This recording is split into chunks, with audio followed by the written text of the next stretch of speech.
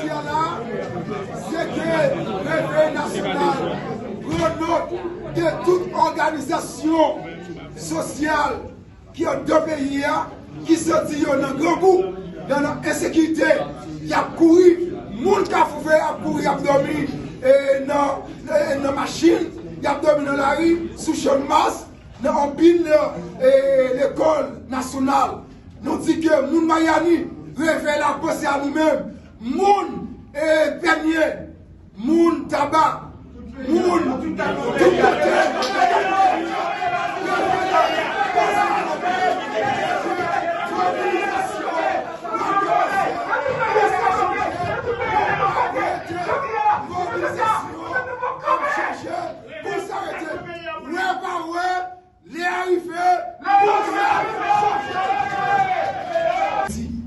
Qui a cherché un leader, un groupe qui pour porter revendication. Je ne dis pas, révéler constater faiblesse et incapacité du gouvernement en place là pour protéger la population qui est obligée de courir quitter Kali face à gros groupes nègres armés, gros armes, fan foi, qui ont terrorisé la population haïtienne, kidnappé, violé, assassiné petit peuple là. Nous regardons, nous voyons comment que, je ne dis pas, situation qui crée la trouble dans tout le pays, et bien c'est un groupe de bandits armés, nègres à veste, avec cravate, qui a opéré chaque journée. Réveil national pour souveraineté Haïti prend acte des organisations politiques, sociales de base qui étaient réunies pour des conférences de presse dans le cadre que pour demander un soutien pour mobiliser face avec le gouvernement en place là, qui c'est un gouvernement anti-peuple, anti-changement, qui parle souffrance population haïtienne, qui n'est pas capable de sécurité. Et je ne dis pas, nous avons posé cette question, qui côté le gouvernement a mené la population haïtienne. C'est ça, le Réveil national pour la souveraineté Haïti, rappeler toute petite nation, pas de sacrifice qui est trop grand pour faire. Et dans ce sens, je nous ai dit, c'est mobilisation qui doit commencer. Mobilisation.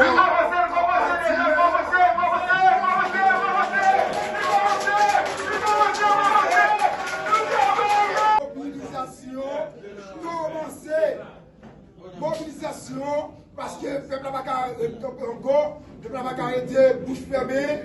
Dans ce sens, le Réveil national, qui c'est le plus gros force politique tous les jours, va dire ça va changer, et force à changer. Les arrivés.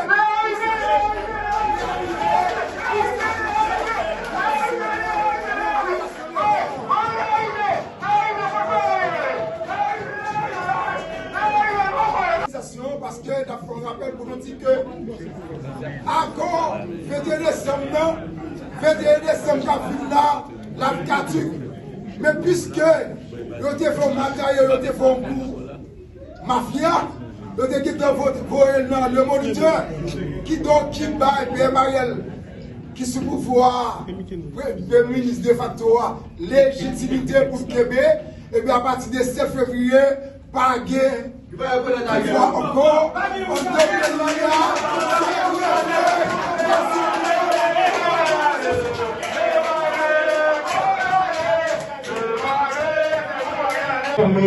suite administrative prise par plusieurs organisations sociales qui l'ont formulé une demande publique pour récemment lors de des conférences de presse organisées respectivement au rendez-vous des droits et Alvarez Aristo Club.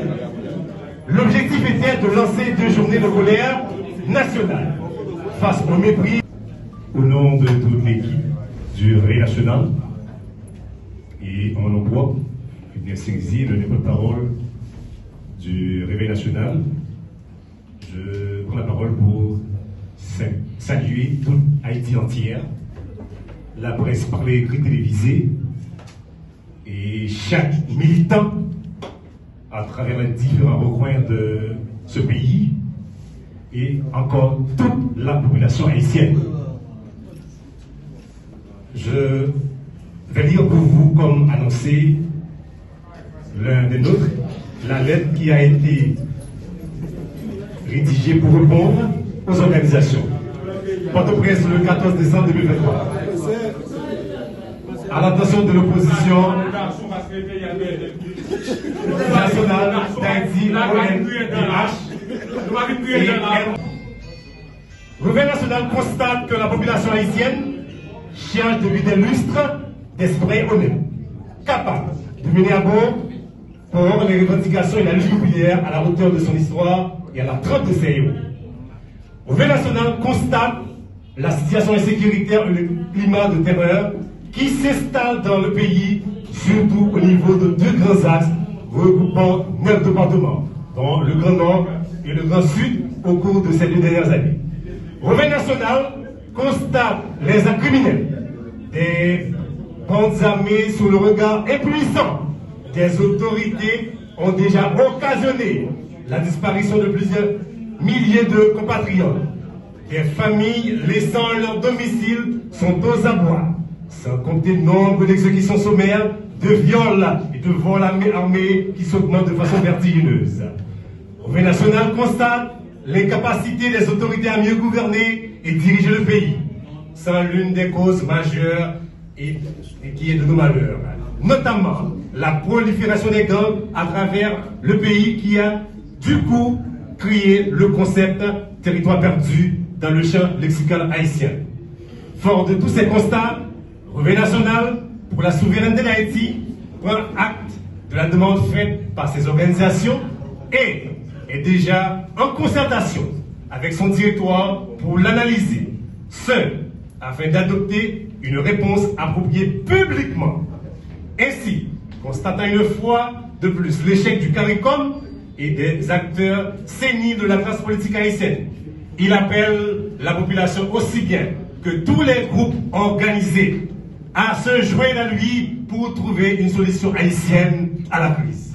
Le comité exécutif du gouvernement national pour la souveraineté d'Haïti reste convaincu que seuls les Haïtiens peuvent sortir le pays dans ce bourbier, car aucun sacrifice n'est jamais trop grand quand il s'agit de défendre la patrie commune. Recevez ces salutations patriotiques. Pour authentification, M. Jean-Tel Joseph, coordonnateur général, M. Starman Delicin, coordonnateur général adjoint, M. Vito Lafleur, coordonnateur général adjoint, M. Adel Loreston, secrétaire exécutif, M. Fedner Cerizier, secrétaire à l'organisation, M. Delva, sauveur, premier conseiller, M. Jean Guerbi, estimé, délégué national, Madame Dumé-Mélon, Marie-André, secrétaire aux relations publiques, M. Merlin Batelmi, deuxième conseiller, M. Vasco Ternelan, représentant du Grand Nord, et enfin M. Jean-David Genesté, représentant du Grand Sud. Je remets le micro pour les suites nécessaires.